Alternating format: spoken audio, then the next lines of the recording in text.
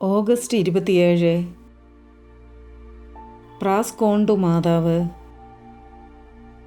ചരിത്രമനുസരിച്ച് 1618 അവസാനത്തിൽ ലൊറേറ്റോ മാതാവിന് സമർപ്പിച്ച ഒരു കുരിശടി പ്രാസ്കോണ്ടുയിൽ ഉണ്ടായിരുന്നു. കഠിനാധ്വാനിയായിരുന്ന ജോൺ ബെറാഡ് എന്ന ബാലൻ അവൻ്റെ അച്ഛനുമൊത്ത് പാവിയായിൽ താമസിച്ചിരുന്നു. മഞ്ഞുകാലത്ത് ഒരു തണുപ്പുള്ള വൈകുന്നേരം ദിവസത്തെ കഠിനാധ്വാനത്തിനു ശേഷം തിരിച്ചെത്തിയ ജോൺ ബെറാഡിയോട് പ്രാർത്ഥനയിൽ പങ്കുചേരുവാൻ പിതാവ് ആവശ്യപ്പെടുകയും ജോൺ ക്ഷീണിതനാകയാൽ വിസമ്മതിക്കുകയും ചെയ്തു. എന്നാൽ പിതാവ് അവനെ അടിക്കുകയും മൂകനായി പോകട്ടെ എന്ന് ശപിക്കുകയും ചെയ്തു.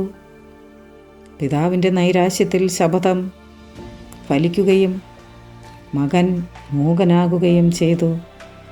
മാതാവിൻ്റെ അനുഗ്രഹം യാചിച്ചുകൊണ്ട് ഇതിൽ നിന്നും മോചനം ലഭിച്ചാൽ ലൊറോറ്റയിലേക്ക് ഒരു തീർത്ഥാടനം നടത്താമെന്ന് നേർച്ച നേർന്നു. ഓഗസ്റ്റ് 27 കാലികളെ മേയിച്ചു കൊണ്ട് നിൽക്കുമ്പോൾ ജോണിന് പരിശുദ്ധ കന്യകാമറിയത്തിൻ്റെ ദർശനം ലഭിക്കുകയും അവൻ്റെ സംസാരശേഷി തിരിച്ചു കിട്ടുകയും ചെയ്തു. ഉപകാരസ്മരണയ്ക്കായി അവിടെ ഒരു പള്ളി പണിയാമെന്ന് ജോൺ സമ്മതിച്ചു.